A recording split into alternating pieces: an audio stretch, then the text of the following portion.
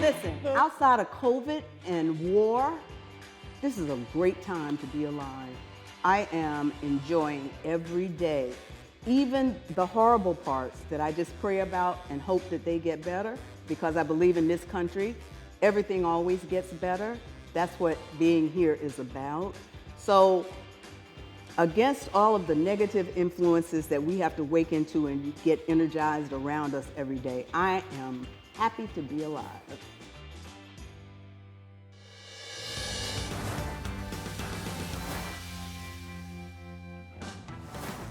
She's a Tony-nominated actress with dozens of theater, film, and television credits. He's an Oscar-nominated actor who's appeared in more than 100 films. Together, Samuel L. Jackson and LaTanya Richardson Jackson are the proud parents of their daughter Zoe and the proud producers of their brand new limited series, The Last Days of Ptolemy Gray, which premiered March 11th on Apple TV+. Seems like I can't remember nothing. The moving 6-episode series is based on the novel by best-selling author Walter Mosley and stars Samuel in the title role of Ptolemy Gray, an ailing man suffering from dementia.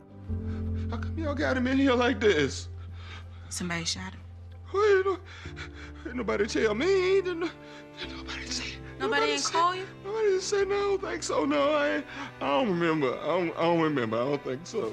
Well, it was important to tell that story because I love the story. When I read the book, I fell in love with the story and Ptolemy, the character on the inside of it. And even though I didn't realize, that I was kind of projecting from my grandfather to my mom, and then to my uncle, and then to my aunt. As the years went on and we kept trying to get this thing done, it became, more important that we tell the story and show that, there's a life on the inside of these people that, needs to be explored, and people need to understand that, they're not people to be tossed away. Listen, this Alzheimer's disease is such an insidious disease. Ptolemy, in the story itself and in Walter Mosley's telling of it, we get to watch what it's like for somebody to actually have the opportunity to, they see it, but they don't know it, because the one thing about Alzheimer's patients, they don't know they're in it when they're in it. So he gets to see himself in it when he's in it. And it just becomes an interesting story to see what his journey is, where he's trying to go, and why it's important for him to remember. The happily married producing partners first met back in 1968 when they were both attending college in Atlanta, Georgia. He had a huge afro, and we were on a plane going to march in the protest against Martin Luther King having been shot in Memphis, Tennessee. And we were on the plane with Robert Culp and Bill Cosby, who came to our school, the Atlanta University complex, Spelman Morehouse, to get students who would volunteer to come and march in Memphis. And he was on the plane. I saw him. I'd seen her. I didn't know who she was, but I made enough inquiries to know that she was an Atlanta city girl, which was a very different kind of person to be in terms of a person that went to Spelman, because people lived on campus and they were from out of town, and the city people had a whole nother kind of air about them. So she was an Atlanta girl, kind of aloof and kind of off-putting to me at that in that kind of way that I thought. But she was part of the whole Black Revolutionary thing that was happening at Spelman. So when we were in the administration building after we had locked those trustees up, she was in that space, and I was like, what's she doing in here? She's a city girl, but so she's a revolutionary. Okay, fine. Then I got kicked out of school and I didn't see her, and then I came back a year and a half, 2 years later, and there she was, and it was kind of like, oh, it's that girl again. And I saw her backstage, and she was going somewhere, and we decided, okay, when you come back, we'll connect. And from that point, we've been kind of connected together ever since 52, going on 53 years. Perhaps the most challenging of those 50-plus years came in 1990 when Samuel entered rehab for drug and alcohol addiction.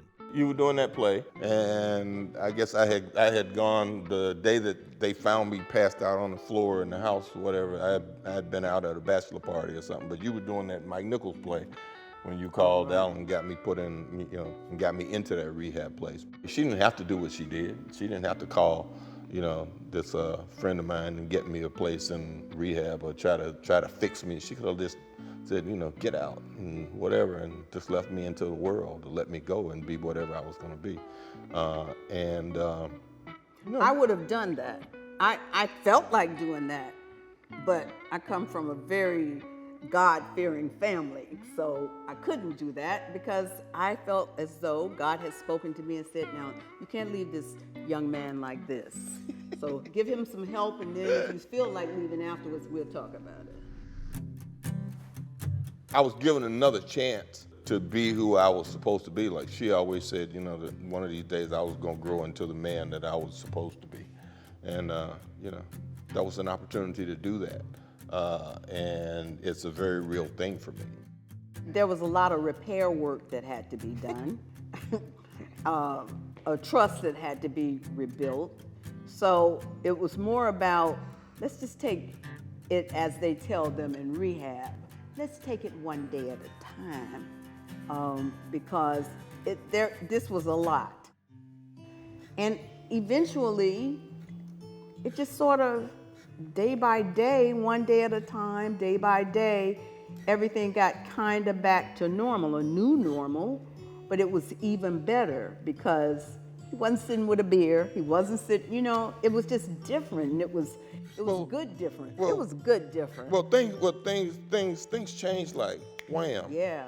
Because I came out of rehab and went straight into jungle fever like a week later, so I was still detoxing, whatever. And the miracle in all that was, I never understood the clarity of being on the inside of a character until I was sober, which is one of those things that's like, I don't know if I can still act in my head, but thankfully I did jungle fever because I had done all the research for Gator before I got there. I'm a junkie, crackhead. But just tell mama how old his son is a crackhead. So that by the time I did it, he was a clear and crystal character that lived in everybody's house in America, in the black community somewhere. So that by the time she saw it and I was doing it, I understood the intention, I understood who he was, I understood how he preyed on those people's emotions, because I was doing that at home and I was doing it to friends. So by the time I portrayed him and I was done with him, when Ozzie Davis shot me, I'll pray for you, my son. he essentially killed that particular piece of my personality. And I was done with it. And I was able to move on to do those other things. Right after Jungle Fever, I got White Sands, which was like the change in career trajectory. And after that, I came here and did Patriot Games. It was just like working, work. So I didn't have time to stop and think about, my addiction or oh, poor me. My life was changing and artistically to the point where it was like all the things that I had wished I could do when I was that young drunk actor running around New York started happening. And I had a direct kind of correlation for me between career change and who I used to be. So do I want to be that, drunk, cool dude that everybody enjoyed, or do I want to be this guy who's like getting an opportunity to do all these other things now? And in my mind, if I did any of the things that I used to do, all those new things would be taken away from me, because I knew how easy it was to slide down the other side. And you go down quicker than you go up. So once I understood that, I was fine.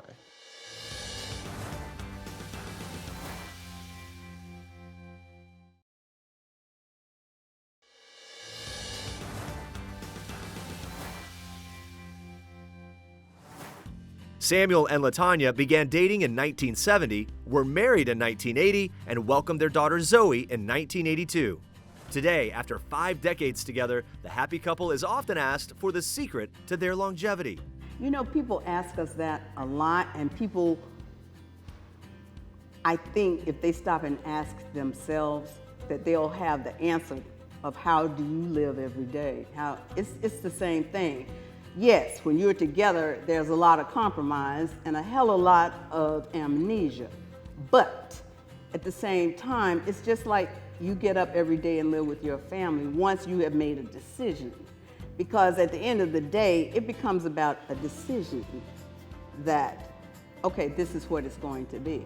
And you just stick with it. Now, in the beginning, we always said the most revolutionary thing that Black people could do was stay together, raise their children with the nucleus of having a father and a mother, since everybody likes to portend that that's not the dynamic of the African American family, that it's just children out here being raised by women, which we know is a misnomer. So in order to change that narrative, we already have made a decision to say, well, look, we just gonna stay together no matter what. We'll figure it out. I think we know enough, we're smart enough, we're creative enough, because we got this child now, once we decided to have a kid, we got this child now, and so she's gonna be our experiment to see how this works out. Because if you put in the time with the nucleus of a father and a mother, does your child actually come out better? Well, I was dead. how many years later? I was dead. I was dead. I don't know if everybody else is dead, but yeah, I was dead. I will say that our life, as the longevity that it has, may seem unorthodox, but it's not, because we live very normally. I mean, we have been blessed to have a lot of things, but we also were blessed. It was blessing when we didn't have, or as my aunt used to say, in the lean days when you had to borrow money. Coming from the kind of backgrounds we come from, or the people that raised us, we learned that, you know, we're not better than anybody else. A job is a job. We were fortunate enough to have a job, and sometimes you're fortunate enough to be successful at that job. And success at your job means you do more for the people who aren't as successful. Being able to support yourself is a great success every day, no matter what it is you're doing. Being able to lend a helping hand to your fellow man is a success. That is success in life, and it doesn't take a lot, only takes a little. Everybody can get up and do something for somebody else every day. I think that we're successful in that we had a dream that we are being allowed to live in by grace and the blessings of God. So that's successful living to me. We don't kill each other, we don't beat each other up, we don't fight. We try to love everybody. We try. We try.